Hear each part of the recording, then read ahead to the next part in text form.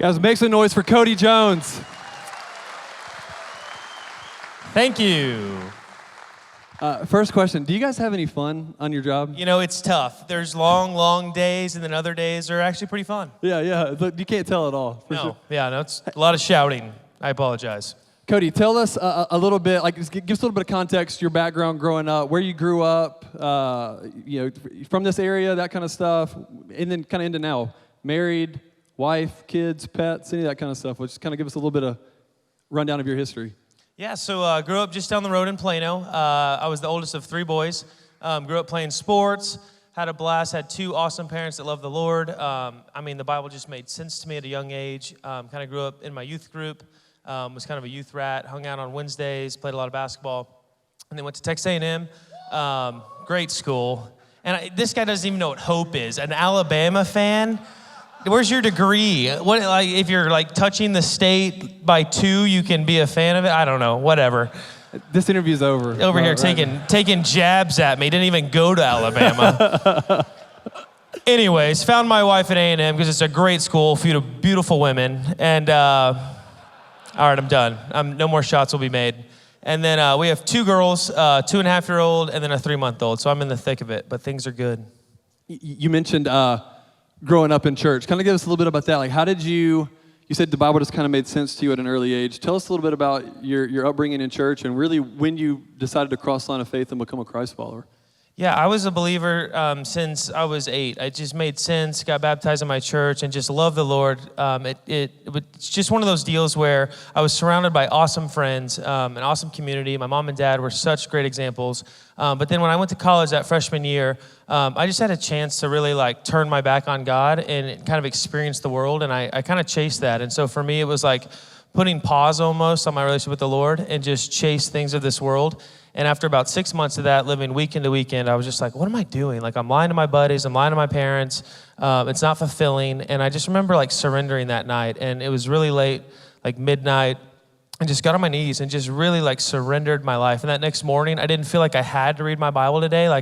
I craved his word and I craved community. And for me, my story, which is kind of cool and connected to Dude Perfect, I was about to live with a bunch of kind of wild party guys. And I knew at that moment, I was I gotta back out of this house and find new roommates. And so I didn't have a ton of connections at the time of believers. And I met these guys, the twins, playing basketball at the rec. And they randomly had a roommate situation where they're we need one guy. Would you be interested? And it was just a huge answer to prayer. And that's the group that is now Dude Perfect. So we started doing trick shot videos in our backyard to waste time. And I studied a little bit, but when we were not studying, we were making these videos and it kind of just started from there. And it was just the Lord's faithfulness in my life. And it's just been cool. We've been doing it now, I guess 9 years. We've been doing it full time for almost 5. So that's kind of my story. That's awesome, dude. Grew up right here in Plano and kind of grew up in church. Obviously, you mentioned you met all the guys right at A&M and tell us a little bit about that. So kind of move into the Dude Perfect era, right? And a lot of us have seen your videos and subscribed to the channel, all that kind of stuff. What's that process look like for you guys? From a concept of hey, this would be really awesome if we could do this. Walk us through that part all the way up to the filming and the video's done and now we're posting it. What does that look like for you guys? Or is it different or? Yeah, it's a lot easier than you'd think. So a lot of it is just us in a conference room, and whether a brand reached out and said, hey, we want you guys to, promote Coke Zero, whatever that looks like. The video idea comes from either Tyler or I or the group. We pitch it. We realize, okay, we just did an overtime or we just did a battle or we just did a trick shot video. Let's try and space them out. And we calendar about a month or a month and a half in advance. And so we'll show up. We'll get the props. We have a whole awesome prop team. We've got 2 filmers, 2 editors. And it's just a team effort. And we get out there and we start cranking. Typically, trick shot videos take 2 to 3 days. It's just a lot easier when you're doing it full time from 8 to 5 p.m. You can knock out a lot of trick shots. So, man, it's a lot of fun. The battles are great because they're one-day films. No matter what happens, the outcome shows up. Cody, one of our buddies, he's competitive and he's trying really hard, but he just can't get it done. I think we've done 35 battles. He's won 1 time. So he's the little girls that follow us just love him because he's just they're hopeful, you can do it, and it's amazing. And he's not here to defend himself, so I'm gonna joke with him. But no, that's kind of how it is. And then once we film it, they edit, and the turnaround's typically 2 to 3 weeks. On Monday, we'll be launching Grocery Store Stereotypes. So we film that in one day at an HEB, and you'll see it on Monday. That's awesome. What has been your favorite video? I mean, you guys have filmed so many videos. What video kind of sticks out to you as maybe one of the most memorable or funnest or favorite in your mind? Yeah, I would probably say the video with Serena Williams was a lot of fun. She was like an hour late, was kind of dragging her feet, didn't want to like really commit to many trick shots. And after about like 30 minutes of hanging out with us, I mean, she just opened up. And we hung out all day. She was killing it. She was kind of scared of heights, still went to the top of the tennis arena and did her trick shot. But she was, at the end of the day, awesome. And every athlete we've worked with has been amazing. We've just been very fortunate. What about the most difficult? And maybe give us a little context on why maybe it was a little more challenging for you guys. Yeah, the toughest one was we wanted to do the world's largest slingshot. So we went to Tyler's Ranch. This is probably 6 years ago. And we chopped down like the biggest tree we could find. It had a big Y at the top. And so we planted it into the ground and then used huge bungees to make like a slingshot and put the ball inside. And it took 3 of us to pull like the bungee back as hard as we could. But the way it like left the pouch, the spin, the wind, just made it like insane. So every shot was just random as heck. And so finally, after like a day and a half of doing it, that's the longest trick shot we've ever done. And we've sworn since then we'll never do another slingshot video. That's why you haven't seen anymore. But once we made that, we were just, just watch the video. We were just like, oh my God, thank goodness there is a Lord. It was amazing. But no more of those. With all the trick shots you guys are doing, and I watched one last night where like Drew Brees had to hit a target in a certain amount of time or a bowling ball was going to fall on you. Yes. Yes. Are there any He's injuries? Good, though. He's really good. good. If you want to have somebody hitting a target, it's Yeah. Drew Brees. But what about any injuries from you guys? Like any memorable injuries from filming? We haven't had a ton. The one that comes to mind is we were at a mountain bike track, dirt bike track. So they're little bicycles. It was a Boy Scout camp, and I was like talking mad smack, like, dude, you guys are gonna get smoked. Like, I'm amazing at BMX bikes. And so I go to get on the thing. It's like, it's this big. And the start is on like a huge slope, like just really big, really long. 3, 2, 1, go. The minute I go, I miss the pedal and hit the dirt, but my bike's already committed to the track. And so I step on the ground. Well, because I step, but my bike's still going, I go low, and the tire, I'm wearing athletic shorts, loose boxers, and it grabs stuff, and it wedged it over the tire into the brake column. And I don't know how to say this. I don't think there's any women in the room because it's a men's conference, but it got a hold of everything. And the tire clogged. And so I commit to this 50-yard downhill dirt slope with my tire locked because of my stuff. So my 2 children are miracles, I'll have you know. I have photos. If you want to see those, I can send them to you on a secure line. It was nasty. It was bad stuff. That's not the stuff you get to see. That's not in the bonus footage. No, It was bad. But that's awesome. What about, okay. Sorry, it just took me down memory lane. There's skinny jeans were a bad choice. You need a minute? I'm good. You good? All right.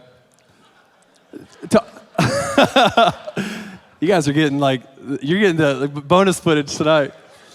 Talk us through what is the average amount of, well, I don't know if this is an accurate question, but I would assume most of the videos you guys are making, you're not hitting on attempt number 1.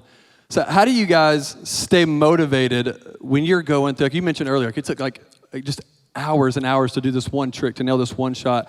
How do you stay motivated on those times to every time look at the camera, you're like, I'm Cody Jones and this is this shot, and to be on, because you don't know when the next shot is going to be the right one. So how do you guys stay up? How do you stay motivated and kind of encouraged when you're just, 50, 100, 150 shots in and it's not working for you? Yeah, so for us, early on, the 5 of us are believers. We were all part of a Bible study at Texas A&M. And for us, we knew early, we want to be family friendly. At the time, we got a deal presented to us. I think it was some beer company, and it was a lot of money. It was $50K for one trick shot video, and you're in college, oh my gosh, split that 5 ways. What is that math? I don't know, I'm an Aggie, but it's a lot. But I didn't say it. See, I said it. I get it. I have my Aggie ring, though. I did graduate somehow. But at that moment, we're like, listen, let's have a conversation. Let's decide for the rest of Dude Perfect, are we going to stay the straight and narrow? And at that moment, we're like, we're going to be family friendly. We're going to use, clean language, and we're going to make the right decisions. And we pray before every staff meeting. And we are 100% grounded on the Lord Jesus Christ because he is our Savior.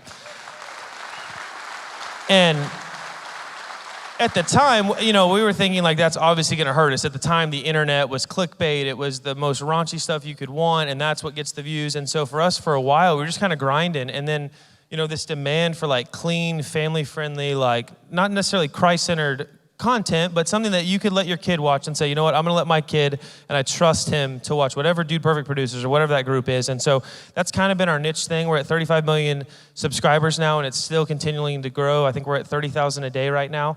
And our biggest email is like, thank you for giving my kids something to enjoy and make Christianity not look lame and nerdy and secluded, but something that like he can like, I want to be like the Dude Perfect guys. And we understand the weight of that.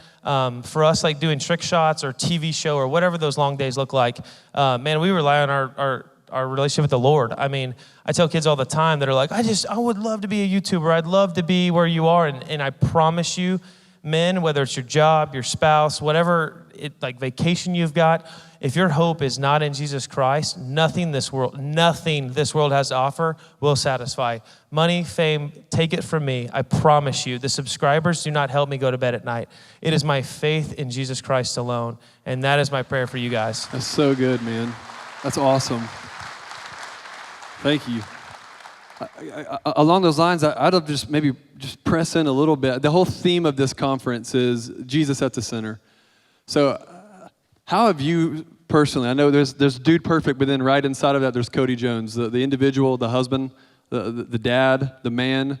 How have you personally navigated those waters as the fame of Dude Perfect and your fame, Cody, the tall guy, right? As you've become more known, more culturally relevant, how have you maintained Jesus at the center of your life in the midst of all that? I mean, for us, it's one of those things where like we put Jesus first. So for me, that's spending time with the Lord, whether it's 10 minutes a day or 30 minutes, making sure that I'm in the Word of God and spending time, whether it's praying for my family or praying for our future, whatever that looks like. But even more so, like just knowing that I'm a scrub. And that's the big thing. I just feel like as a man, you want to tout your pride. You want to tout the things that you've accomplished and where you're headed. But I mean, a humble spirit is key. And to just look at your life and say, you know what, this wouldn't happen without him, just brings this like humility to your life to where it's like, dude, if you've spent 5 minutes with me, you know I'm a scrub. And so like, how do I go to bed? Like, who's Cody? He's a nobody. He's just a regular guy. And that's what I've learned just in our industry is like when we're rubbing shoulders with Aaron Rodgers and all these guys, they're just dudes, and for us, because we know Jesus, we just have a higher calling and that we represent the throne. And that's something that we take very seriously. And man, it's my charge to you guys is just to stay on your knees, to stay grounded, and to just lead your family, your wife, your kids, well and grounded and centered on Jesus Christ. That's so good, man. Can we give Cody just a round of applause one more time? Thank you for sharing. Thank you for being transparent with us and vulnerable with us. I thought maybe a cool way for us to start to wrap this thing up I'm just going to hit you with some rapid fire questions. All right? Love it.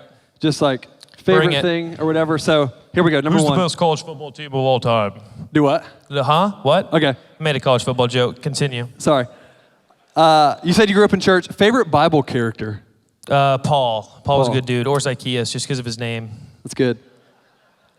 Best barbecue in Dallas? Ooh, I'm going to go Frisco Hutchins. I don't know if you've been there. 9:30 service, East Campus. You get to Hutchins. You're 15 minutes before open. You get the freaking burn-ins, and they are phenomenal. Why did I just tell you that? That's what I do. Yeah. I'm never going to get them. You're going to have a lot of men there hanging out on Sunday morning waiting for you to show up. Okay, root beer or Dr. Pepper? Root beer. Okay. Where's all the root beer folks out? Favorite war movie? Ooh, just Gladiator doesn't count. There's kind of a war movie theme in the beginning. Patriot, that's a good movie. It's good.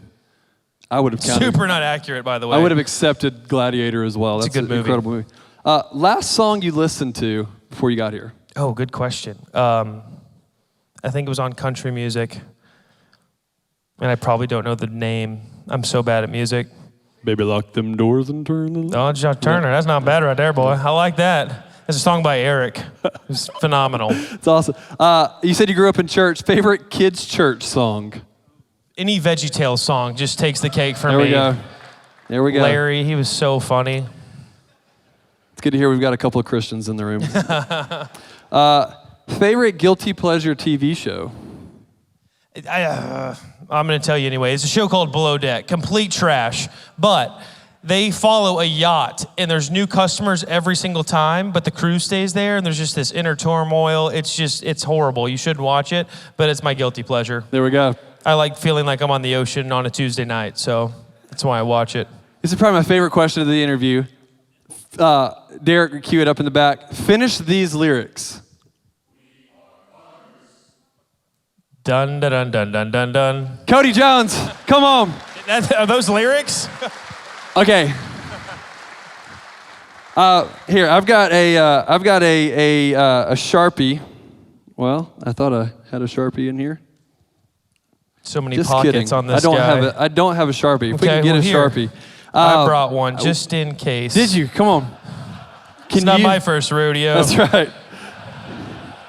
You know, not as many people want my signature after church. So no, that's probably good though. You don't want that. That means your church is probably too big. Yeah. So we've got some Cody Jones autographed footballs, but we talked about this in the back. This is like a bucket list thing. I love it. Do it. Why not? Let's throw it. I'm going to challenge you to a game. Bring it. All right. So we've got a stop sign on a pole in the back.